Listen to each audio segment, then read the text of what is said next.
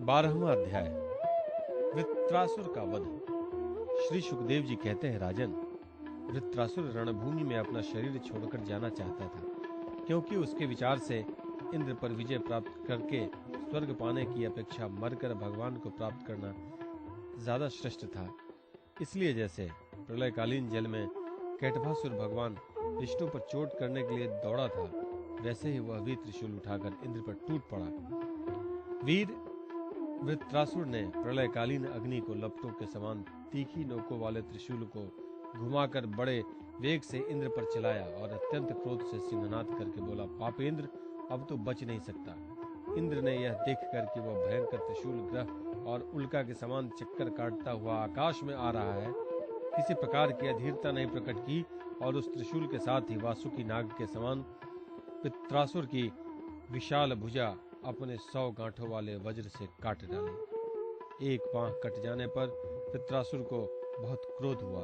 उसने वज्रधारी इंद्र के पास जाकर उसकी ठोड़ी में और गजराज ऐरावत पर परिध से ऐसा प्रहार किया कि उनके हाथ से वह वज्र गिर पड़ा।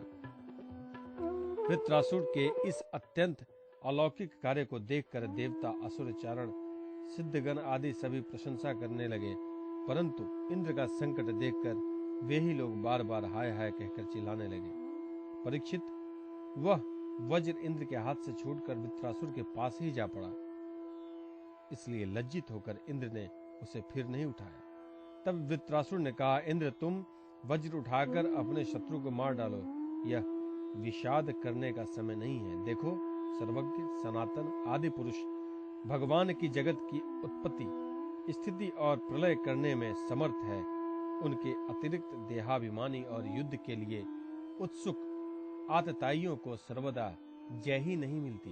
वे कभी जीतते हैं तो कभी हारते हैं। ये सब लोक और लोकपाल जाल में फंसे हुए पक्षियों की भांति जिसकी अधीनता में विवश होकर चेष्टा करते हैं, वह काल ही सबकी जय पराजय का कारण है। वही काल मनुष्य के मनोबल, इंद्रिय बल, शरीर बल, प्राण, जीवन और मृत्यु के रूप में स्थित है। मनुष्य उसे न जानकर जड़ शरीर को ही जय पराजय आदि का कारण समझता है।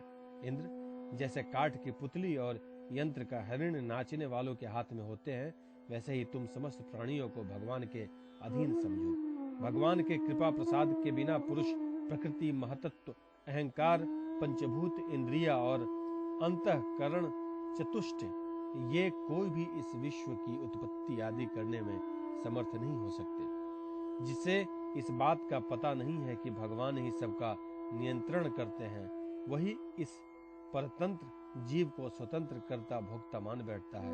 वस्तुतः स्वयं भगवान ही प्राणियों के द्वारा प्राणियों की रचना और उन्हीं के द्वारा उनका संहार करते हैं। जिस प्रकार इच्छा न होने पर भी समय विपरीत होने से मनुष्य को मृत्यु और अपयश आदि प्राप्त होते हैं, वैसे ही समय की अनुकूलता होने पर, इच्छा न होने पर भी उसे आयु, लक्ष्मी, यश और ऐश्वर्य आदि भोग भी मिल जाते हैं। इसलिए यश, अपयश, जय पराजय, सुख दुख, जीवन मरण, इनमें से किसी एक की इच्छा अनिच्छा न रखकर सभी परिस्थितियों में स्वभाव से रहना चाहिए।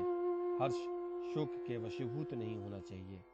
सत्व, रज और तम, ये तीनों गुण प्रकृति के हैं, आत्मा के नहीं। अतः जो पुरुष आत्मा को उनका साक्ष्य मात्र जानता है, वह उनके गुण दोष से लिप्त नहीं होता। देवराज इंद्र, मुझे भी तो देखो, तुमने मेरा हाथ और शस्त्र काटकर एक प्रकार से मुझे परास्त कर दिया है, फिर भी मैं तुम्हारे प्राण लेने के लिए यथाशक्ति प्रयत्न कर ही रहा हूं। यह युद्ध क्या है? एक जुए का खेल। इसमें प्राण की बाजी लगती है, बाणों के पासे डाले जाते हैं और वाहन ही चौसर है। इसमें पहले से यह बात नहीं मालूम होती कि कौन जीतेगा और कौन हारेगा। श्री सुखदेव जी कहते हैं, परीक्षित, वृत्रासुर के ये सत्य और निष्कपट वचन सुनकर इंद्र ने उनका आदर किया और अपना वज्र उठा लिया। इसके बाद बिना किसी प्रकार का आश्चर्य किए मुस्कुराते हुए वे कहने लगे। देवराज इंद्र ने कहा, अहो दानवराज, सचमुच तुम सिद्ध पुरुष हो, तभी तो तुम्हारा धैर्य, निश्चय और भगवत भाव इतना विलक्षण है। तुमने समस्त प्राणियों के सुहृद आत्मस्वरूप जगदीश्वर की अनन्य भाव से भक्ति की है। अवश्य ही तुम लोगों को मोहित करने वाली भगवान की माया को पार कर गए हो, तभी तो तुम असुरोचित भाव छोड़कर महापुरुष हो गए हो। अवश्य ही यह बड़े आश्चर्य की बात है कि तुम रजोगुणी प्रकृति के हो, तो भी विशुद्ध सत्व स्वरूप भगवान वासुदेव में तुम्हारी बुद्धि दृढ़ता से लगी हुई है। जो परम कल्याण के स्वामी भगवान श्री हरि के चरणों में प्रेममय भक्ति भाव रखता है, उसे जगत के भोगों की क्या आवश्यकता है। जो अमृत के समुद्र में विहार कर रहा है, उसे क्षुद्र गड्ढों के जल से प्रयोजन ही क्या हो सकता है। श्री सुखदेव जी कहते हैं, परीक्षित, इस प्रकार योद्धाओं में श्रेष्ठ महापराक्रमी देवराज इंद्र और वृत्रासुर धर्म का तत्व जानने की अभिलाषा से एक दूसरे के साथ बातचीत करते हुए आपस में युद्ध करने लग गए। राजन, अब शत्रुसूदन वृत्रासुर ने बाएं हाथ में फौलाद का बना हुआ एक बहुत भयावना परिधि उठाकर आकाश में घुमाया और उस पे इंद्र पर प्रहार किया, किंतु देवराज इंद्र ने वृत्रासुर का यह परिधि तथा हाथी के सूंड के समान लंबी भुजा अपने 100 गांठों वाले वज्र से एक साथ ही काट गिराई। जड़ से दोनों भुजाओं के कट जाने पर वृत्रासुर के बाएं और दाएं दोनों कंधों से खून की धारा बहने लगी। उस समय वह ऐसा जान पड़ा मानो इंद्र के वज्र की चोट से पंख कट जाने पर कोई पर्वत ही आकाश से गिरा हो।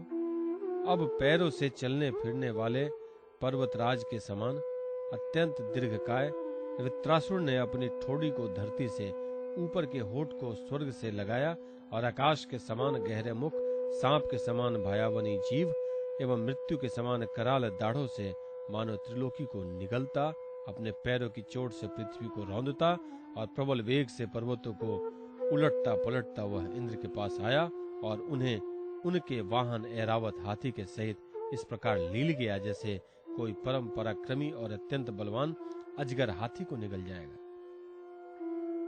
प्रजापतियों और महर्षियों के साथ देवताओं ने जब देखा कि वृत्रासुर इंद्र को निगल रहा है, तब तो वे अत्यंत दुखी हो गए तथा हाय हाय बड़ा अनर्थ हो गया यूं कहकर विलाप करने लगे।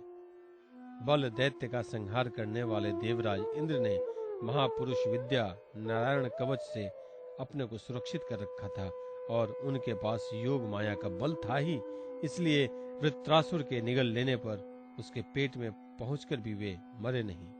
उन्होंने अपने वज्र से उसकी कोख फाड़ डाली और उसके पेट से निकलकर बड़े वेग से उसका पर्वत शिखर के समान ऊंचा सिर काट डाला। सूर्य आदि ग्रहों की उत्तरायण दक्षिणायन रूप गति में जितना समय लगता है, उतने दिनों में अर्थात 1 वर्ष में वृत्रवध का योग उपस्थित होने पर घूमते हुए उस तीव्र वेगशाली वज्र ने उसकी गर्दन को सब ओर से काटकर भूमि पर गिरा दिया। उस समय आकाश में दुंदुम्भियां बजने लगी। महर्षियों के साथ गंधर्व सिद्ध आदि वृत्रधात्री इंद्र का पराक्रम सूचित करने वाले मंत्रों से उनकी स्तुति करके बड़े आनंद के साथ उन पर पुष्प की वर्षा करने लगे। शत्रु दमन परीक्षित, उस समय वृत्रासुर के शरीर से उसकी आत्मज्योति बाहर निकली और इंद्र आदि सब लोगों को देखते देखते सर्वलोकातीत भगवान के स्वरूप में लीन हो गई।